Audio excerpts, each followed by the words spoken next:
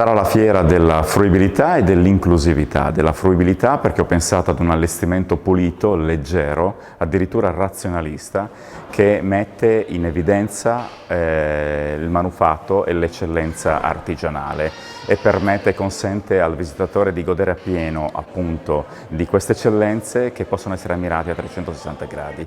Sarà anche la fiera dell'inclusione e dell'inclusività perché questa fiera con il tempo ha il merito, e occorre riconoscerglielo, di aver piano piano ampliato i suoi segmenti merceologici, arricchendo e diversificando l'esperienza del cliente. Ma non solo, è la fiera dell'inclusione anche perché essendo a Mogoro e quindi facendo parte del territorio Partemontis, finalmente formalizza questa inclusione fatta di scambi e di stimoli continui.